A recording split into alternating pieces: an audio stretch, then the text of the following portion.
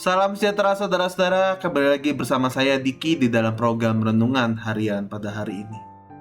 Bacaan hari ini diambil dari Mazmur 51 ayat 12 yang berbunyi demikian. Jadikanlah hatiku tahir, ya Allah, dan perbaruilah batinku dengan roh yang teguh.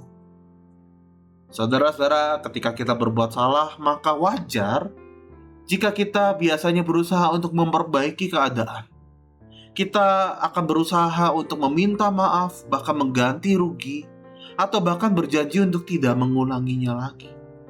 Namun saudara-saudara, seringkali kita fokus untuk mengubah perilaku kita di luar. Tetapi Daud yang merupakan penulis dari Mazmur ini menyadari bahwa pendekatan ini tidak cukup untuk menembus dosanya.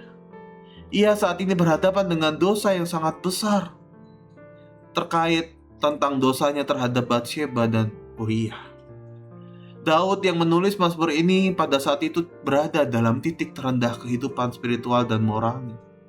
Di dalam pertobatannya yang mendalam ini, Daud tidak sekedar meminta Tuhan untuk menghapus catatan dosanya, atau melepaskan dari hukuman.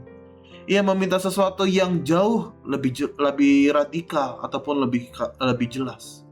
Ia mencoba meminta kepada Tuhan untuk menciptakan kembali hatinya. Kata jadikanlah dalam bacaan ini menggunakan kata bara, yang juga sama digunakan persis pada saat Tuhan Allah menciptakan langit dan bumi dari ketiadaan. Daud sadar bahwa hatinya sudah begitu rusak oleh dosa, sehingga tidak bisa sekedar ditambal atau diperbaiki. Ia butuh hati yang baru. Ia butuh mujizat penciptaan di dalam batinnya. Seringkali saat berjuang melawan kebiasaan buruk atau dosa yang berulang, kita hanya memotong ranting-rantingnya. Kita membatasi diri, kita membuat aturan ketat, namun akar pahitnya, akar dosanya tidak benar-benar kita bereskan. Akarnya bisa saja itu tentang kesombongan, hawa nafsu, kemarahan, atau keegoisan, masih berdiam di dalam hati kita. Dan mengingatkan kita bahwa masalah dosa selalu berasal dari masalah hati. Kita tidak akan pernah bisa memiliki roh yang teguh jika kita melakukan segala hal dengan hati yang kotor. Pertobatan yang sejati selalu mengundang Tuhan untuk membongkar total hati kita, bukan sekedar menghiasi yang ada di dalam perilaku hati kita. Maka dari itu refleksi kita pada hari ini, apakah kita sering terjebak dalam memodifikasi perilaku kita?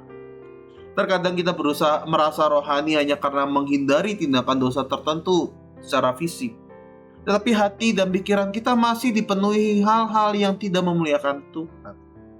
Yang kedua, sudahkah kita meminta hati yang baru? Saat jatuh dalam dosa, jangan hanya berjanji, Tuhan aku berusaha lebih keras. Tapi datanglah kepada Tuhan. Akuilah ketidakberdayaan kita dan mintalah Tuhan untuk menciptakan hati yang baru dan roh yang teguh di dalam hidup kita.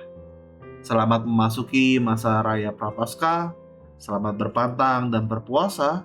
Tuhan memberkati kita semua.